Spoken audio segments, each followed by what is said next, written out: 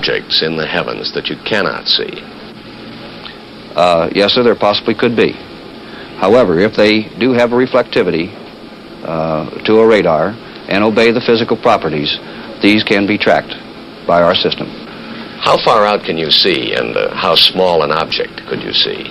Well, our general limits are a 1 square meter target at approximately 2,000 nautical miles. If radar has not picked up any UFOs, what then of the argument that they are not made of earthly material sensitive to radar reflections?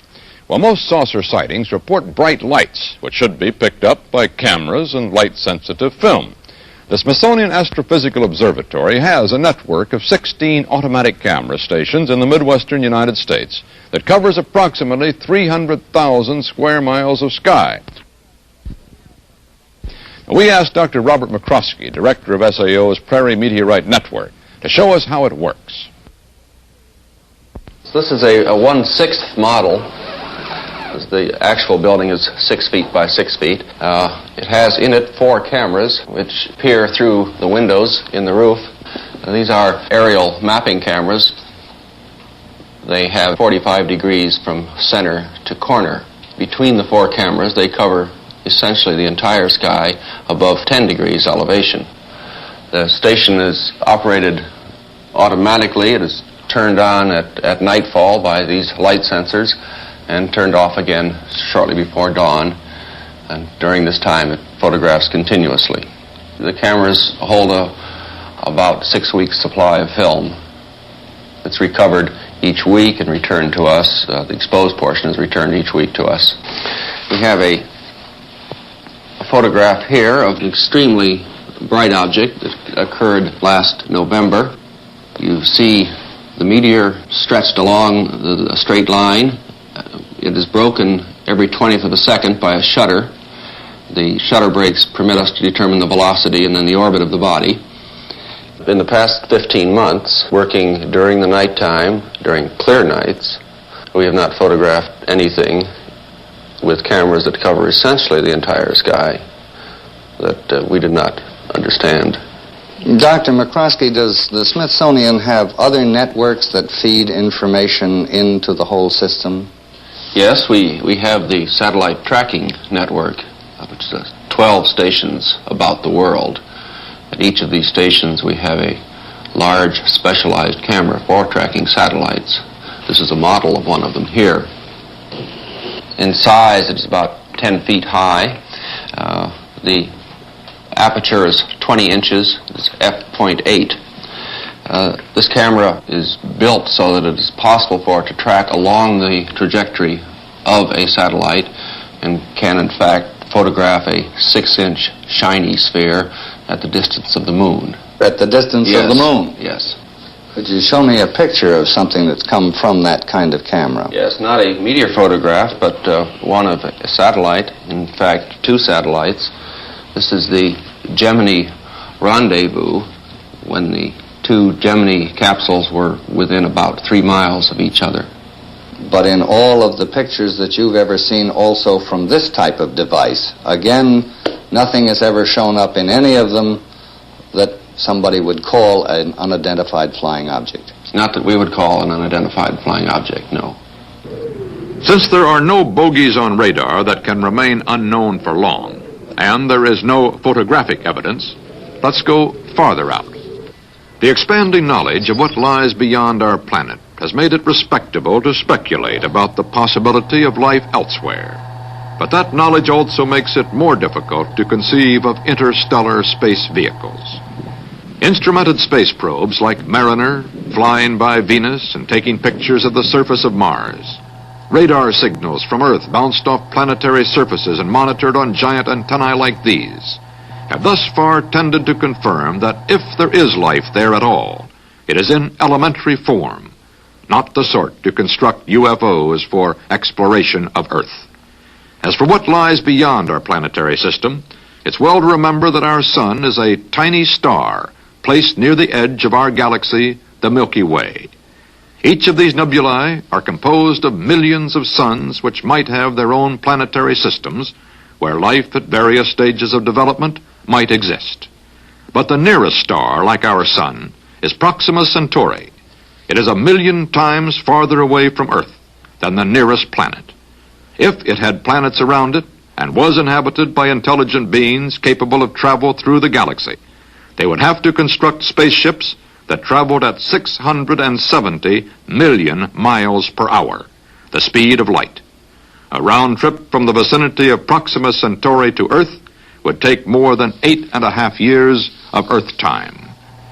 So those scientists who are inclined to think the universe may abound in intelligent life tend to believe that God's quarantine, as some of them call the distance which separates us, will make radio signals the ultimate form of communication, not spaceships. Great electronic ears have enabled man to listen for electromagnetic signals from the farthest objects in the universe that have so far been detected. This one, 1,000 feet in diameter, in Arecibo in Puerto Rico, is operated by Cornell University for the Advanced Research Projects Agency and is engaged in a number of deep space and planetary projects. If we are not alone in the universe, instruments like this, pursuing carefully programmed listening exercises, may one day bring us a fateful message. The astronomers have long been the leading theorists on the possibility of life in outer space. Astronomer Carl Sagan is consultant to a current Air Force scientific panel. Astronomer Thornton Page was on a CIA committee that investigated UFO reports in 1952. Its conclusion? No evidence of UFOs. Our panel was expected to be, and I think was, objective in its approach, and tried to evaluate all the reports without saying they're ridiculous in advance. That has been repeated quite recently, and that is a good reason for talking with Carl Sagan here, because he's in the same position that I was, being the only astronomer in a similar panel. There's not a single verified or checked out report which is at all connectable with the possibility of extraterrestrial life. It doesn't say that I think extraterrestrial life is impossible. Quite the contrary. I think that many of the stars in the sky have planetary systems. We know enough now about the origin of life to make it appear likely that life arises naturally on the vast bulk of these planets. It's possible, but by no means certain, that life on many of these planets evolves into beings which are as advanced as we, or more advanced. And I don't see any reason why we can't imagine that there are civilizations thousands or millions of years in advance of ourselves, capable of technical feats that we can hardly imagine. If you would believe, as the flying saucer cultists would have us believe, that the majority of the saucer reports are due to visitations, then you have a very strange situation. That means several spaceships are coming to the Earth over interstellar distances every day, as if all the anthropologists in the world were to converge on one of the Andaman Islands in the Indian Ocean because they just invented the fishnet there or something. I think it's much more reasonable if you want to speculate on the possibility of extraterrestrial intelligence, that there are very rare visits from extraterrestrials to the Earth. There's no evidence for this. I just say that's not implausible. But to have several visits a day, I think, is straining credulity. I think a key to what's behind the real belief in flying saucers is most easily obtained if you look at the contact myths. There are several hundred people in the United States who claim to have had personal contact with the inhabitants of flying saucers who have landed.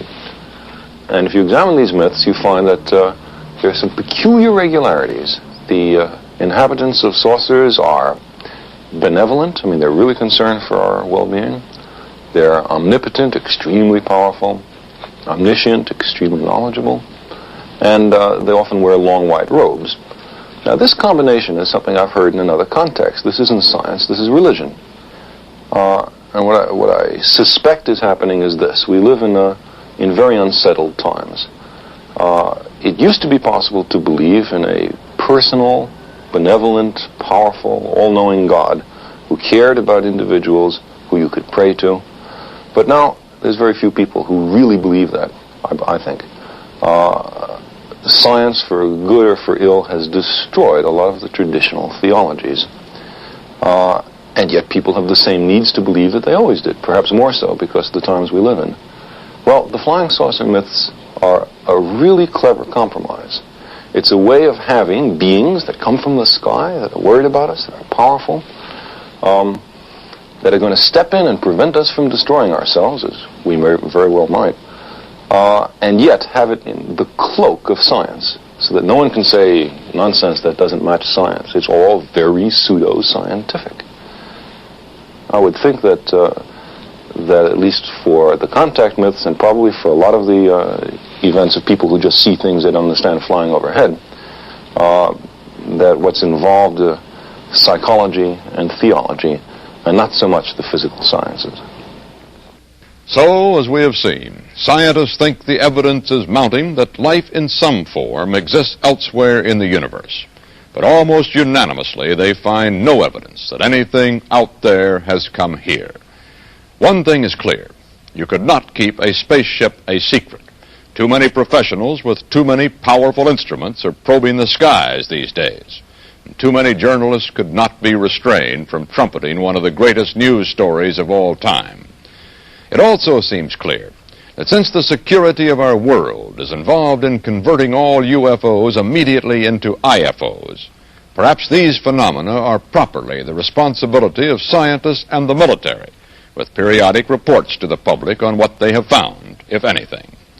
The rest of us can emulate the scientists by keeping an open mind, since yesterday's fantasy sometimes turns into tomorrow's reality.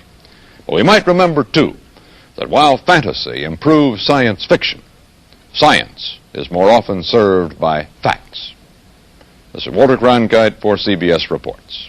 Good night. CBS Reports, UFO, Friend, Foe, or Fantasy, has been brought to you by International Business Machines, IBM.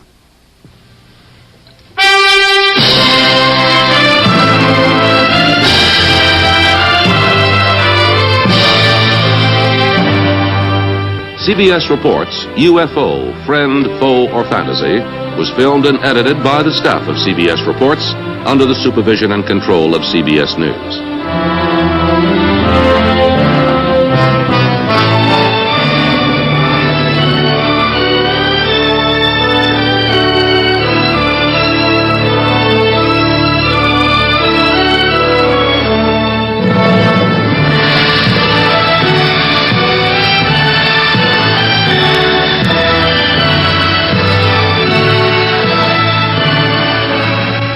Telescopic film of the galaxies, courtesy of California Institute of Technology and Carnegie Institution of Washington, D.C.